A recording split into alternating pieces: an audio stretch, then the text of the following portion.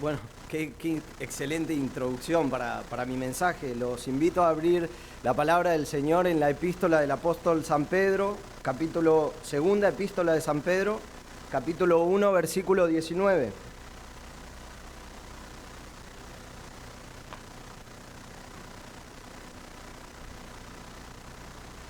Y antes de empezar en el mensaje propiamente dicho,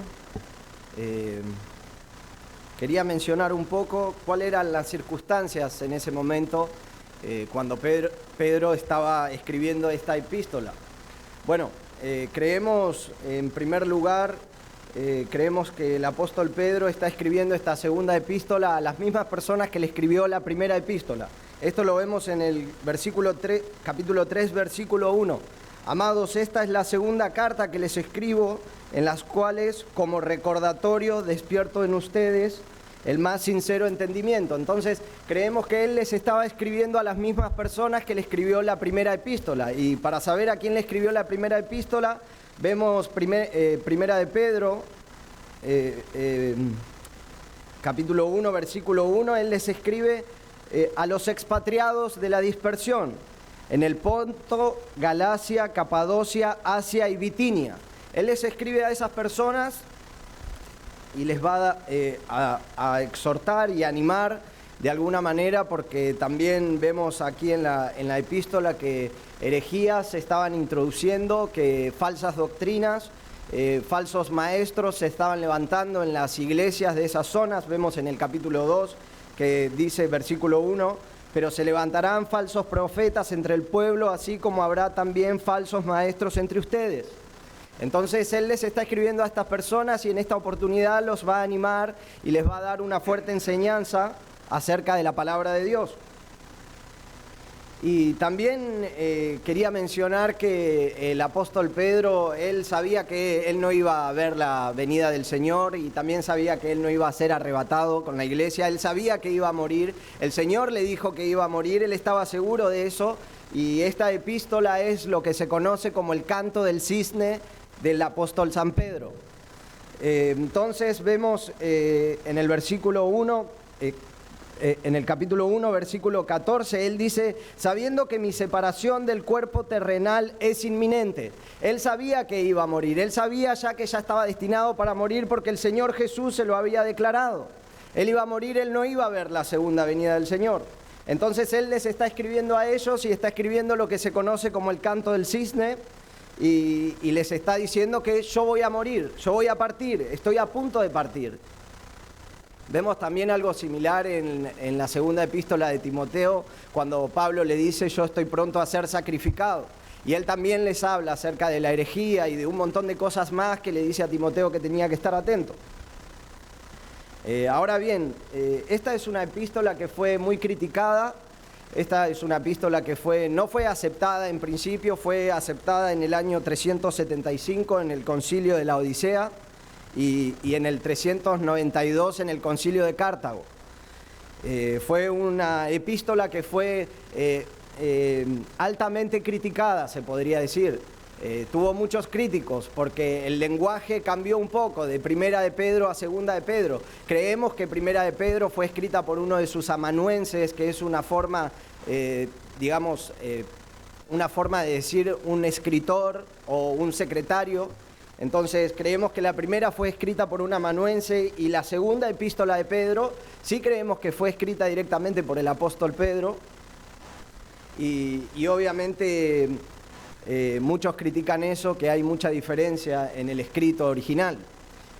Pero también debemos saber que no era el idioma original de Pedro el griego. Él era un hombre judío, él hablaba hebreo, no era su idioma original. Entonces era obvio que el griego iba a costarle. A todos nosotros nos costaría un segundo idioma. Ahora bien, creemos que esta epístola fue escrita en el año 67, entre el año 67 y 68 después de Cristo. Y también debo decir que se veían herejías, se estaban acercando herejías a las iglesias que eran como el puño de una mano humana y hoy creemos que es una gran tormenta la herejía y creemos que hoy en día es una gran tormenta la apostasía también en nuestros días. Pero todo eso a manera de introducción. Y sí, definitivamente creemos que esta es una epístola que escribió Simón Pedro, que se lo conocía también como algunos lo llamaban, el pescador ignorante. Pero nadie que pase 3 años en la escuela del Señor es llamado un ignorante. Y así lo llamaban a Pedro, pero creemos que él no fue un ignorante, él fue un impulsivo tal vez. Vemos en la palabra del Señor que él tuvo varias cosas, pero aquí vemos una hermosa epístola que él nos ha dejado. Y para entrar en el mensaje propiamente dicho,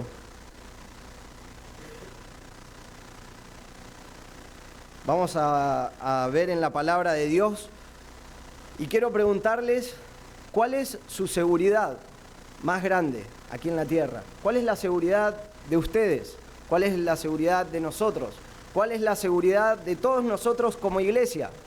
¿Cuál es la seguridad más grande que tenemos? Y lo que vamos a ver en la palabra de Dios es que la mayor seguridad del creyente en este mundo es que tenemos la palabra inspirada de Dios.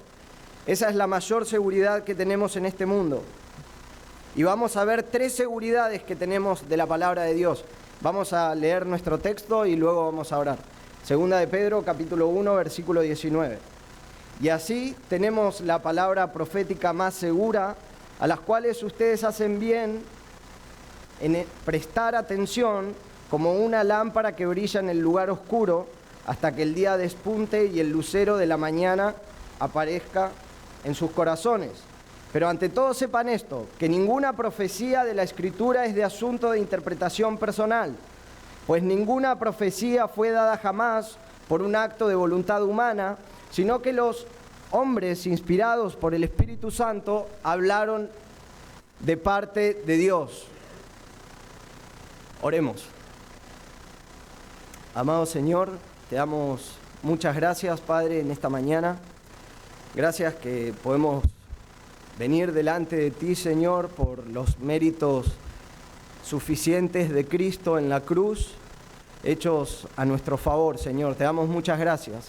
Gracias porque hace más de 2000 años Cristo murió por nuestros pecados para reconciliarnos contigo y es en su nombre que nos presentamos delante de ti. Y te damos gracias, Señor, por la muerte de Cristo, damos gracias por su resurrección con gran poder de entre los muertos y gracias porque Él ahora vive para interceder por nosotros. Señor, te rogamos que tú sigas en control de esta reunión.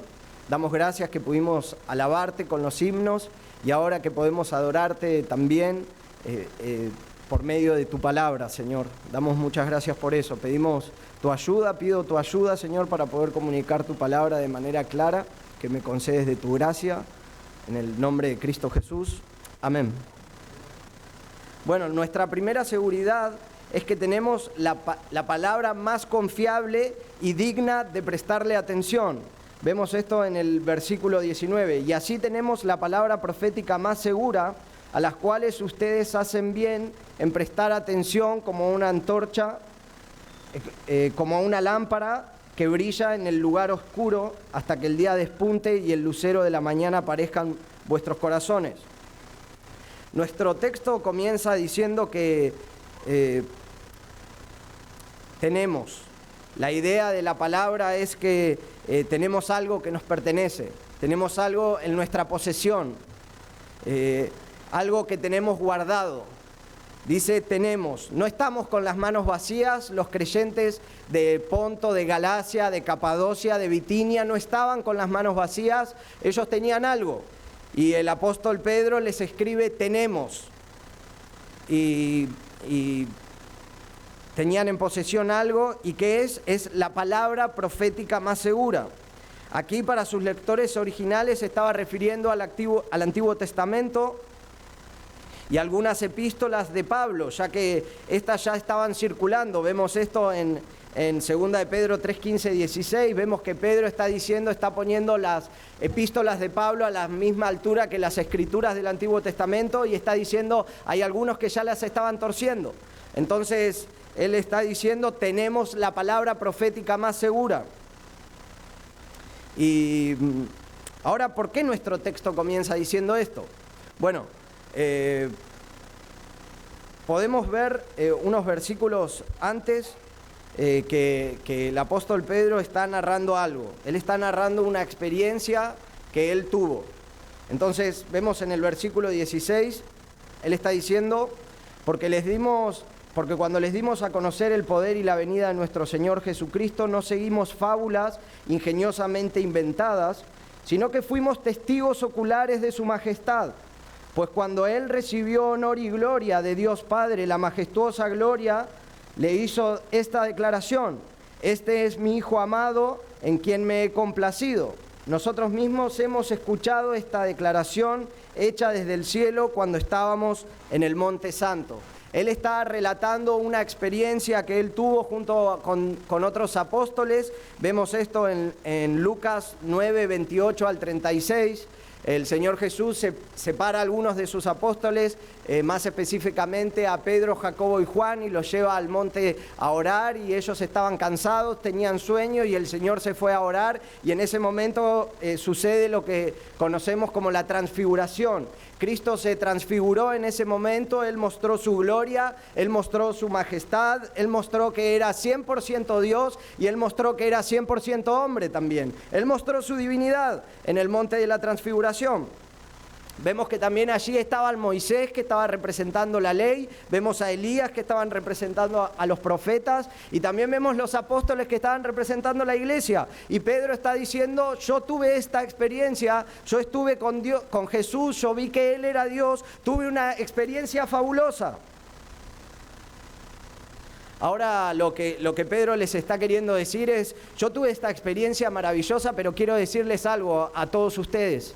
Hay algo más importante que las experiencias, y es que tenemos la palabra profética más segura. Eso es lo que les está diciendo Pedro. Hay algo muchísimo más importante que las experiencias humanas, y aún más que las experiencias que tuvieron los apóstoles. Ni aún el mismo apóstol Pablo, nosotros vemos que él fue al tercer cielo y él ni siquiera quiso gloriarse de eso. Si algo me gloriaré en conocer al Señor, dijo el apóstol Pablo. Así que eso es lo que estaba queriendo decir el apóstol Pedro. Entonces él dice, tenemos aquí la palabra profética de las Escrituras, considerada aquí como la prueba más sólida. Es la prueba más sólida que tenemos los creyentes. Es la prueba más sólida que tenemos la iglesia, más que cualquier experiencia.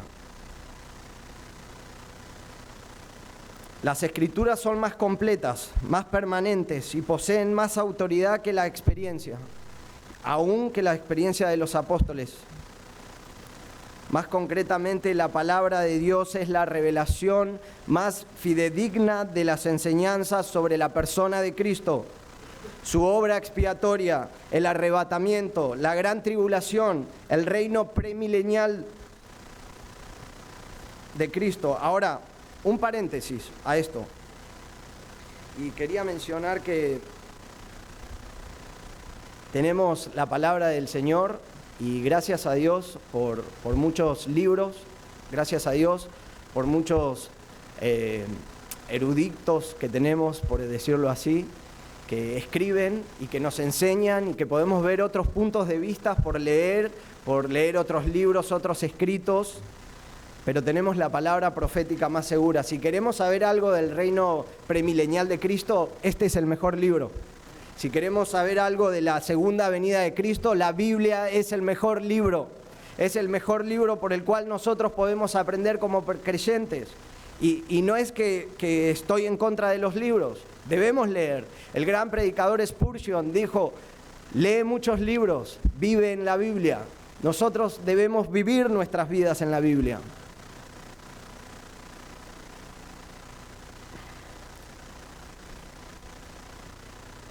La palabra de Dios es verdadera, infalible, y la fuente suficiente de la verdad, la cual no requiere confirmación humana.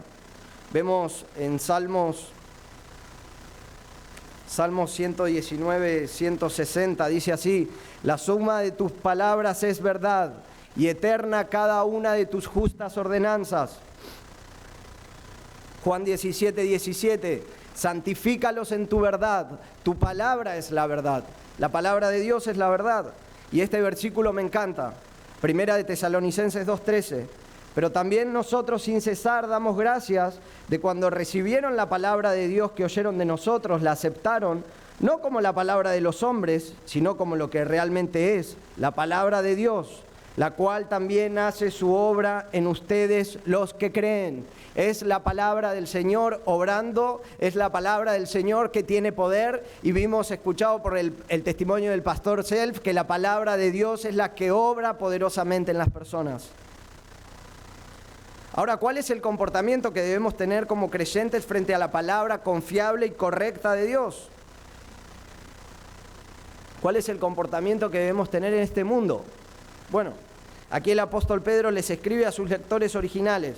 Él les dice: presten atención, hacen bien en prestar atención.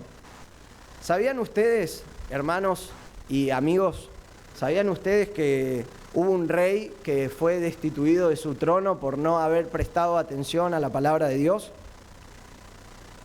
Eso está en 1 Samuel 15:1. Dice así: entonces Samuel dijo a Saúl: el Señor me envió a ti para que te ungiera por rey sobre su pueblo, sobre Israel. Ahora pues, está atento a la palabra del Señor. El profeta Samuel va a ungir al rey Saúl y le dice que esté atento a la palabra del Señor. Y 1 Samuel 15, 22, 23 dice: se complace el Señor. Bueno, ahí 1 Samuel 15 narra toda la historia, todo lo que sucedió cuando los amalecitas no dejaron pasar al pueblo de Israel. Entonces Dios dijo como que habría venganza contra ese pueblo. Entonces el Señor le dice a Saúl, por medio del profeta Samuel, que vaya y que mate a todo el pueblo, que no deje con vida ni sus bueyes, ni sus asnos, ni a las mujeres encintas, ni a los niños, ni a los hombres, ni a los chicos, que no deje con vida a nadie. Y obviamente Saúl desobedeció a la palabra del Señor, no estuvo atento. 1 Samuel 15, 22, 23. ¿Se complace el Señor tanto en holocaustos y sacrificios como en la obediencia a la voz del Señor? Entiende, el obedecer es mejor que un sacrificio y el prestar atención que la grasa de los carneros. Porque la rebelión es como el pecado de adivinación y la desobediencia como la iniquidad de idolatría. Por cuanto tú has desechado la palabra del Señor, Él también te ha desechado para que no seas rey. Entonces vemos que por no haber prestado atención a la palabra del Señor, un rey fue destituido. Y aquí Pedro les escribe a sus lectores que deben prestar atención a la palabra de Dios. Deben prestar atención como una lámpara que brilla en un lugar oscuro. La palabra de Dios es una fuente de luz, es el sol en el cielo. La palabra de Dios es una fuente de luz y poder que alumbra nuestros caminos. Salmo 119, 105 dice: lámpara es a mis pies tu palabra y luz para mi camino. Y el Salmo 119, 30, la exposición de tus palabras imparte luz, da entendimiento a los sencillos. Y Proverbios 6, 23, porque el mandamiento es lámpara y la enseñanza luz, y camino de vida las reprensiones de la instrucción. Esta fuente de luz y poder es la Biblia. Y queridos hermanos, que alumbra a cada creyente en un lugar oscuro. La Biblia alumbra en un lugar oscuro, y este lugar oscuro es el mundo caído y corrupto en el cual nosotros nos encontramos. Un mundo pecaminoso, que cada vez hay más y más maldad, que a lo malo llaman bueno y a lo bueno llaman malo. Entonces tenemos la palabra profética más segura que alumbra en un lugar oscuro en este mundo de maldad, caído y corrupto y pecaminoso. Pedro les anima a sus lectores que ellos debían estar atentos a esta luz, a la luz de las Escrituras. ¿Hasta cuándo? Bueno, él les dice, hasta que el día despunte y el lucero de la mañana resplandezca en sus corazones. La palabra allí lucero es muy interesante, significa fósforos y significa el que lleva luz, hasta que el fósforo alumbre en vuestros corazones. Entonces los lectores debían estar atentos a la palabra de Dios como una antorcha que brilla en un lugar oscuro, hasta que desde los cielos, con voz de arcángel y con trompeta de Dios, se escuche la voz del Señor y que venga a buscar a la iglesia. Hasta ese momento deben estar atentos a la palabra profética más segura que brilla en la oscuridad, hasta que el fósforo venga. Y la idea realmente es que debemos estar atentos a la luz de la palabra de Dios hasta que la luz que es Cristo, que es el fósforo, el lucero de la mañana, venga. Hasta ese momento los lectores debían estar atentos a la palabra de Dios. Vemos el número 24:17, una profecía mesiánica. Dice así: lo veo pero no ahora, lo contemplo pero no cerca. Una estrella saldrá de Jacob y un cetro se levantará de Israel, que aplastará la frente de Moab y derrumbará a todos los hijos de Set. Apocalipsis 22:16. Yo, Jesús, he enviado mi ángel a fin de darles a ustedes testimonios de estas cosas para la iglesia. Yo soy la raíz, la descendencia de David, el lucero resplandeciente de la mañana. Ese es el Señor. Y hasta que Él venga, los expatriados debían estar atentos a la palabra de Dios, a las escrituras que ellos tenían.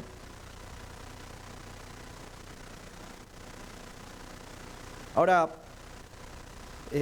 ¿qué nos enseña esto a nosotros? ¿Qué nos enseña este primer punto a nosotros como iglesia hoy? Bueno, sabemos que la palabra, que el Señor Jesucristo es 100% hombre y 100% Dios. Que Jesús,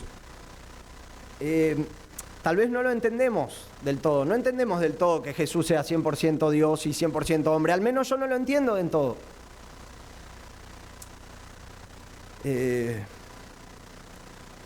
Pero esa es la enseñanza de la Biblia.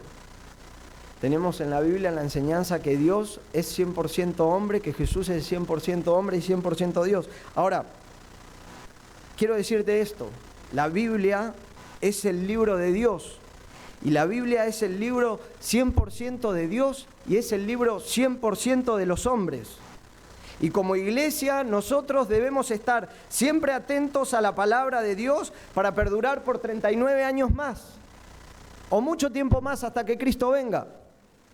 Debemos estar siempre atentos a la palabra de Dios en este mundo de oscuridad, en este mundo en el cual vivimos, que cada vez llama más y más a lo malo bueno.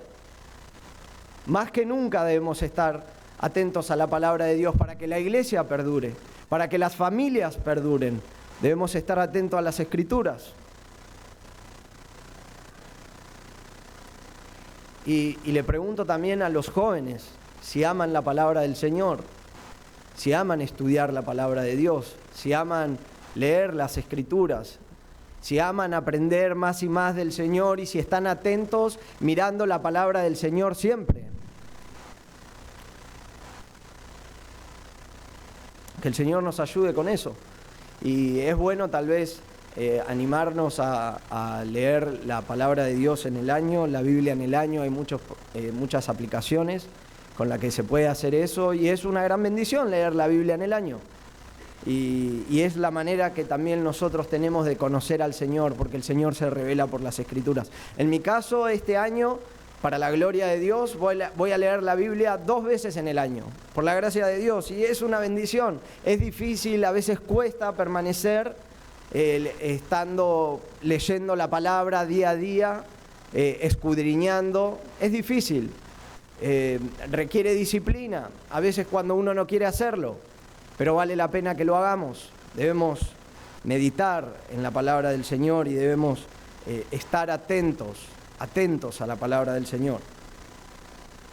Ahora, nuestra segunda seguridad que tenemos de la palabra de Dios es que ninguna profecía es de interpretación personal. Versículo 20 y 21a. Pero ante todo sepan esto, que ninguna profecía de la Escritura es asunto de interpretación personal, pues ninguna profecía fue dada jamás por un acto de voluntad humana. Entonces,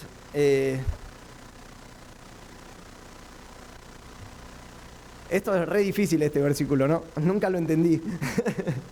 Por eso vamos a pasar directamente al punto 3. No, es un chiste.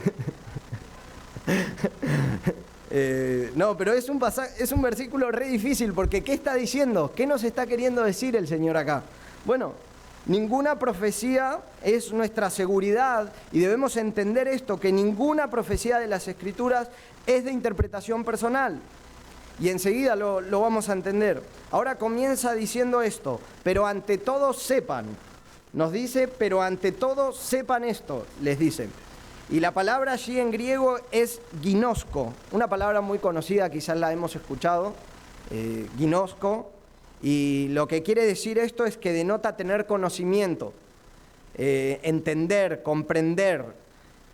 Y lo que nos está diciendo es que saber, lo que nosotros debemos entender y comprender y saber es que ninguna, dice, ninguna, es un negativo absoluto. No, ni siquiera, no hay posibilidad que la profecía de las Escrituras sea de interpretación personal. Es lo que él les está diciendo. Y esto quiere decir que nunca una profecía de las Escrituras debe ser interpretada aparte de las otras referencias que existan del mismo tema. Por esta razón nos oponemos a la falsa enseñanza de agarrar un versículo aislado y querer hacer una doctrina de un solo versículo.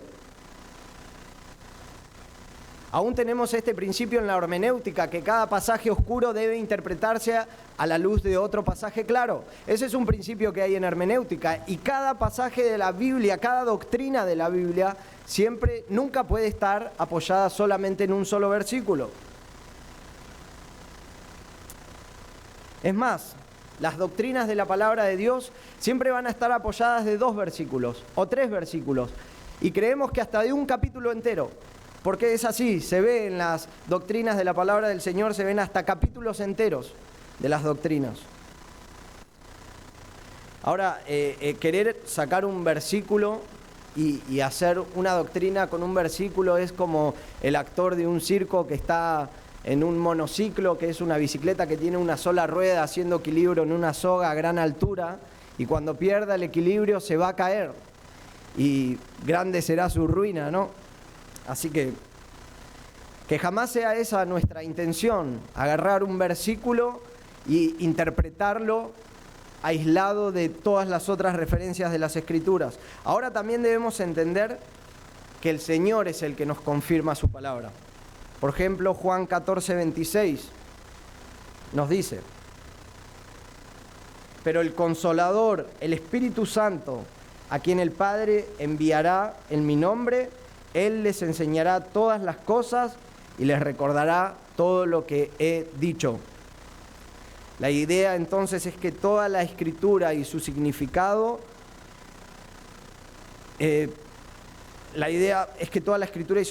su significado viene directamente de parte de Dios. Debemos entender y interpretar siempre las Escrituras como que vienen de parte de Dios y no de los hombres. Daniel 8, 15, 18 dice,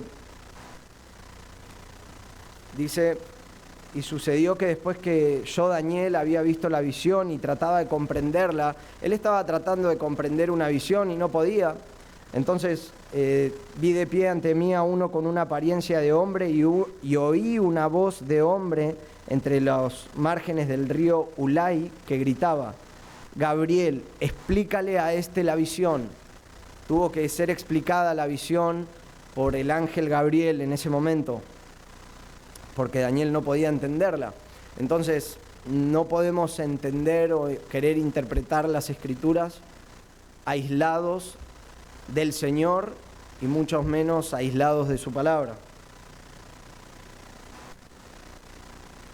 Ahora había falsos profetas que ya se estaban levantando y falsos maestros que se estaban levantando en esos lugares. Ellos hablan sus propias ideas, ellos hablan sus propios asuntos, nunca hablan el verdadero mensaje de Dios. Vemos eso en Jeremías 23, 16, 17. Así dice el Señor de los ejércitos: no escuchen la palabra de los profetas que les profetizan ellos, los conducen hacia lo vano.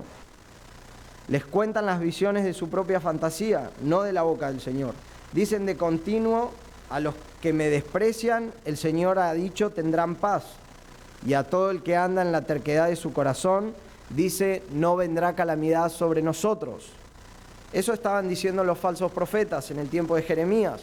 Hoy vemos que también en nuestros días hay mucha apostasía en ese aspecto. Hay muchos que dicen que no vendrá destrucción, que vos podés pecar y está todo bien, podés vivir una vida impía y nada va a pasar, pero eso no es así.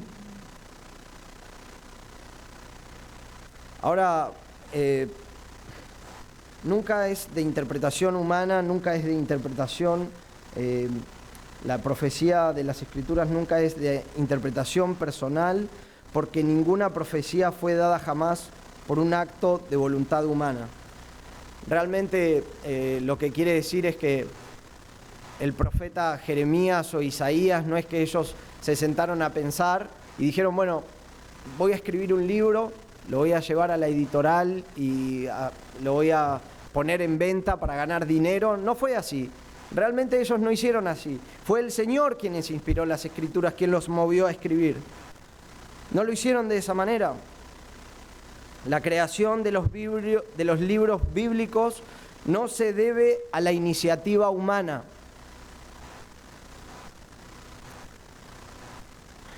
Entonces había hombres que ya estaban torciendo las Escrituras y Él les dice, los advierte que tengan cuidado en cuanto a eso y que sepan que nunca la profecía de las Escrituras es de interpretación personal o privada.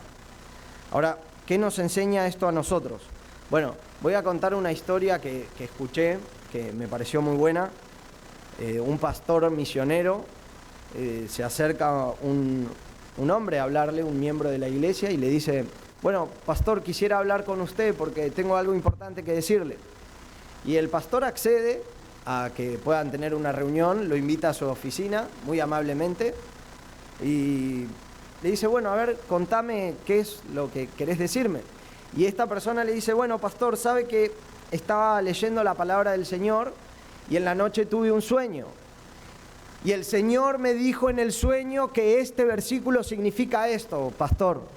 Entonces, bueno, este pastor muy sabio le dice, bueno, a ver, vamos a leer juntos la palabra del Señor, vamos a orar, vamos a ver qué es lo que quiere decir. Es más, vamos a estudiar la historia de la iglesia, a ver cómo interpretaron ese versículo otros hombres en la historia de la iglesia durante todos estos 2000 años.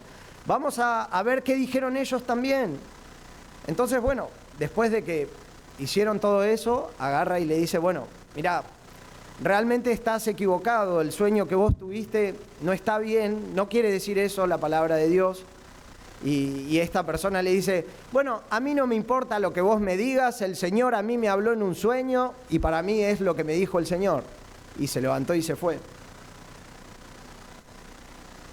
Entonces, nunca nosotros debemos interpretar la Biblia así, debemos siempre estudiarla en el contexto de toda la historia de la iglesia y debemos estudiar la palabra de Dios en todo contexto de la Escritura misma, porque vemos el apóstol Pablo que él decía, no he rehusado a predicarles todo el consejo de Dios, y damos gracias por nuestras iglesias que se predica la palabra de Dios de manera expositiva, versículo por versículo por versículo, palabra por palabra, y es una gran bendición eso, que tengamos eso nosotros. Ahora, si nosotros estamos equivocados en algo, vengan a decirnos en qué estamos equivocados. Tal vez en la eternidad les reconozcamos que estuvimos equivocados y les pidamos perdón.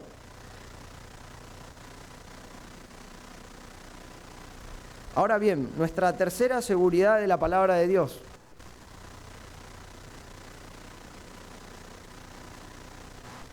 Es que los hombres hablaron siendo inspirados por el Espíritu Santo. Vemos en el versículo 21, sino que hombres inspirados por el Espíritu Santo hablaron de parte de Dios. Y comienza si no, dice si no. Lo que está queriendo decir, las otras personas lo que hicieron fue tratar de interpretar las Escrituras de manera personal y privada. Pero nosotros no lo hacemos así, sino que sabemos que los hombres inspirados por el Espíritu Santo hablaron de parte de Dios. Entonces, algo así fue lo que pasó con el gran rey David, por ejemplo, en 2 de Samuel 23:2.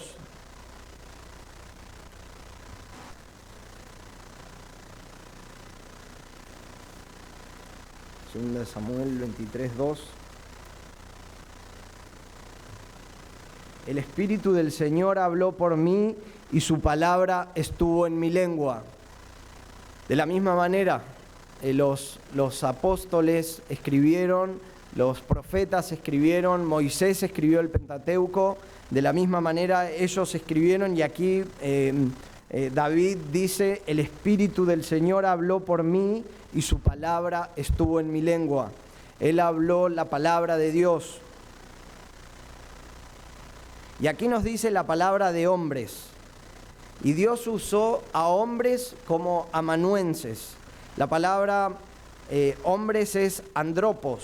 Y de allí nosotros tenemos el término, por ejemplo, antropología, que es el estudio de la realidad humana. Ahora, Dios usó hombres y se valió de hombres, los que llamaremos amanuenses, que es un término académico para poder referirnos a ellos como secretarios de Dios, que escribieron lo que Dios les mandó. Ahora, estos hombres escribieron la Biblia y esto es muy atacado hoy en día.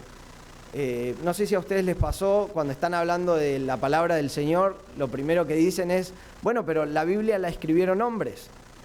Y sí, el Señor se valió de hombres para escribir su palabra.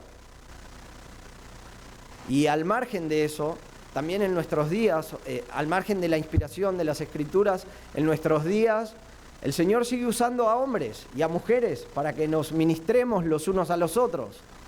Y es una bendición eso. Él utiliza hombres y mujeres para que nos ministremos unos a otros. Y es obvio que Dios no va a usar un ángel, por ejemplo, porque un ángel no va a entender las cosas que le pasan a un hombre. Y ahora nuestra traducción no incluye la palabra hagios. No incluye la palabra hagios, nuestra traducción, que es la palabra santos, que es que los santos hombres de Dios hablaron siendo inspirados por Dios. Y lo que quiere decir no era que estos hombres eran recontra santos, sino que ellos fueron apartados para esta obra. Dios los apartó para escribir las Escrituras.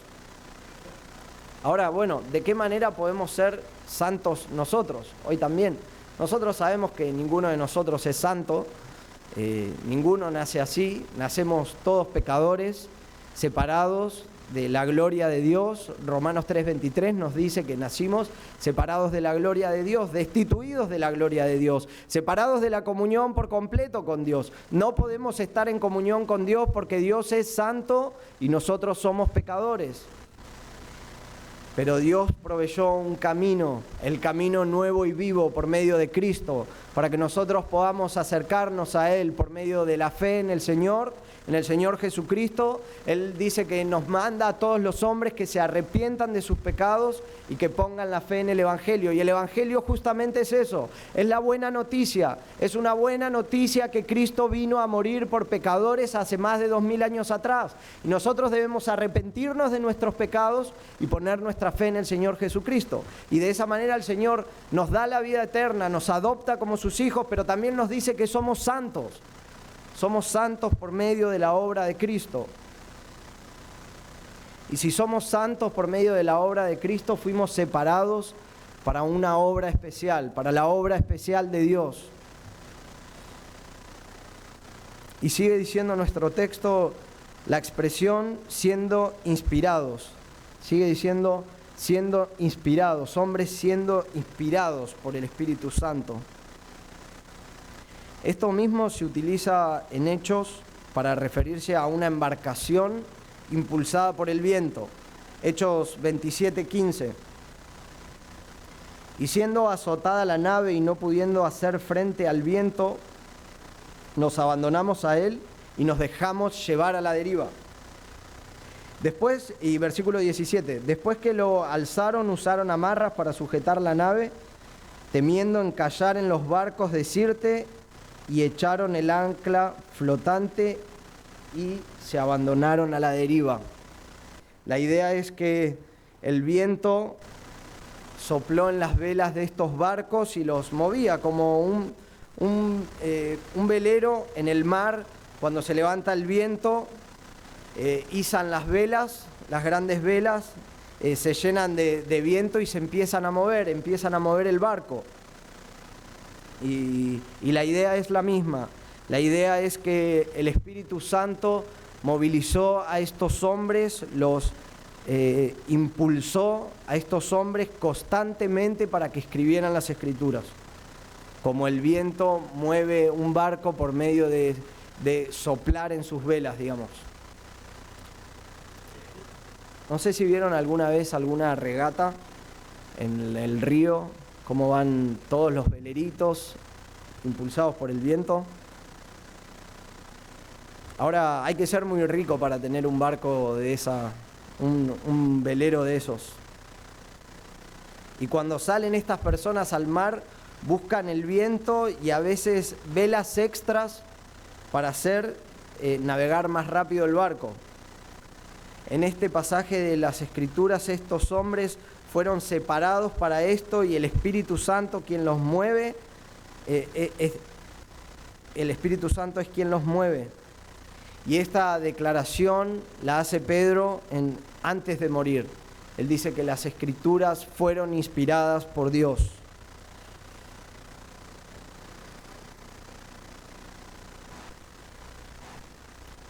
Ahora, en la redacción de las Escrituras, los profetas comunicaban la palabra de Dios por medio de su pluma y el Espíritu los impulsaba constantemente para que pudieran hacerlo.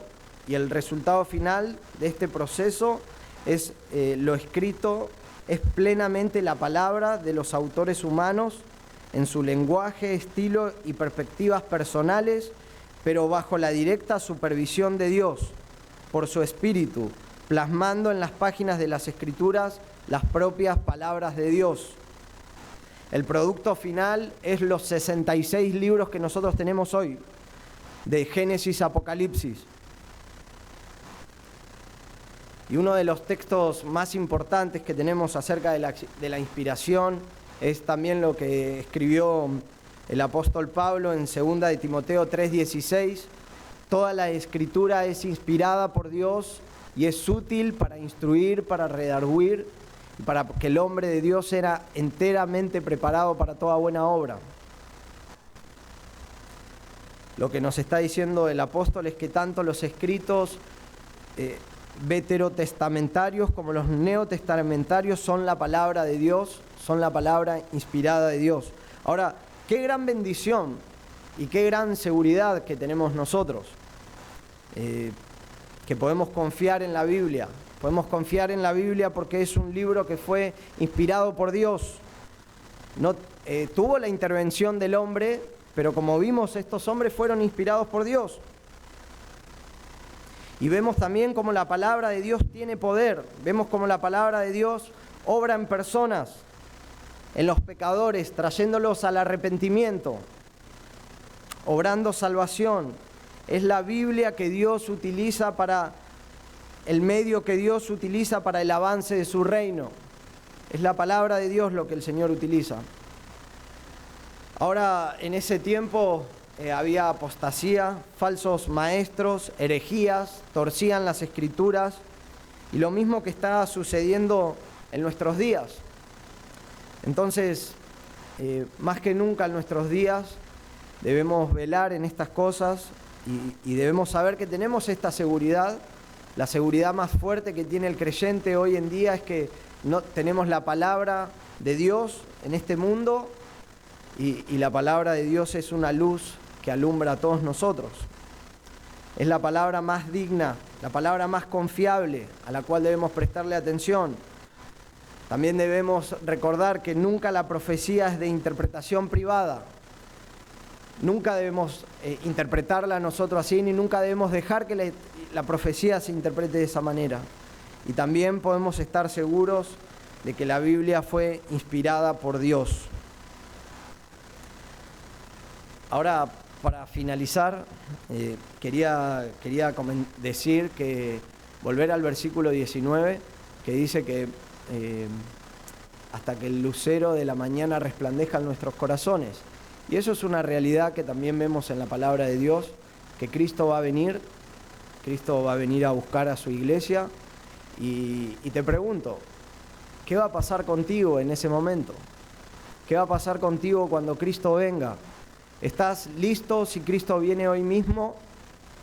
Y si Cristo no viniese hoy, y si tú mueres hoy mismo, que yo no quiero que tú mueras hoy, pero si tú mueres hoy sin Cristo, ¿qué pasará contigo? La palabra de Dios nos habla del infierno.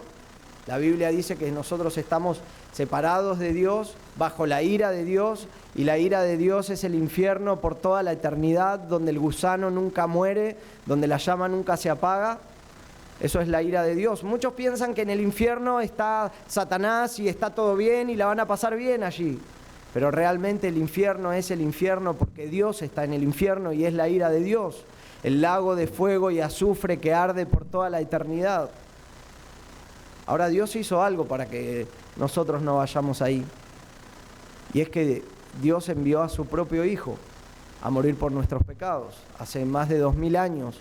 Nosotros merecemos ser castigados por Dios, pero Dios envió a su Hijo en propiciación por nuestros pecados. Toda la ira de Dios que nosotros merecíamos por ser pecadores, Dios castigó a su único Hijo. Eso nos enseña la palabra del Señor. Y Dios manda a todos los hombres que se arrepientan de sus pecados. Bueno, ¿qué es arrepentirse de sus pecados? Es girar 180 grados, es cambiar nuestra manera de pensar. Yo voy caminando en esta dirección, iba caminando en esta dirección, perdido en mis delitos y pecados, amando este mundo, amando todas las cosas que este mundo ofrecía. Vivía así.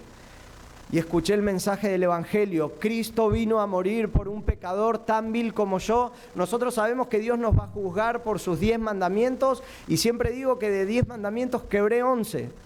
Porque era un vil pecador, el peor de todos los pecadores. Pero escuché el Evangelio. Cristo vino a morir por un pecador como yo. Y ahora me arrepiento de mis pecados y empiezo a caminar en esta dirección. Ahora amo al Señor, ahora amo su palabra, ahora amo cantar con los hermanos en la iglesia, ahora amo congregarme, amo vivir para el Señor porque me arrepentí de mis pecados, puse mi fe en el Evangelio y realmente nuestras vidas deben mostrar ese arrepentimiento. Entonces, te ruego en esta mañana que si no conoces a Cristo, o tu vida no da evidencia de que conoces a Cristo, que pongas tu fe en el Señor, que te arrepientas de tus pecados. Y Él te salvará, y cuando venga con gran poder, también te llevará a ti con Él. Es la promesa que tenemos de Dios en su palabra. Nos adoptará como sus hijos. Bueno, hermanos, ese es el mensaje que tenía para compartirles. Y espero haber sido de bendición para ustedes. Espero haber sido de ánimo. Y que el Señor les bendiga. Vamos a orar. Amado Señor, gracias Señor por esta gran oportunidad y por este gran privilegio de poder estar en esta congregación, Señor, compartiendo tu palabra desde este púlpito, Señor, donde han predicado muchísimos grandes hombres de Dios, Señor, sin ninguna duda. Y te doy gracias, Padre, por este privilegio, Señor. Muchas gracias, Padre. Y ruego que tu palabra haya sido de bendición para la iglesia. saber que debemos estar atentos a tu palabra, Señor, en estos tiempos donde hay mucha apostasía, donde hay muchas herejías, que debemos estar atentos a tu palabra como una antorcha que brilla en un lugar oscuro. Debemos estar atentos, Señor, y pedimos que podamos hacer eso. Señor, también te rogamos que jamás interpretemos la Escritura de manera privada, sino que siempre lo hagamos en el contexto de todo el consejo de Dios y de la historia de la Iglesia. Señor, y también te damos gracias porque tenemos tu palabra, la cual tú inspiraste, la cual tú utilizaste de hombres, tú te valiste de hombres, Señor, tú los usaste para dejarnos las Escrituras que hoy tenemos, y te damos gracias por eso también. Padre, también te rogamos, si hay alguien que no conoce a ti, Señor, pedimos que por favor tú le concedas salvación, arrepentimiento de pecados, y que le regales la vida eterna, Señor. Pedimos todo en el nombre de Jesús. Amén.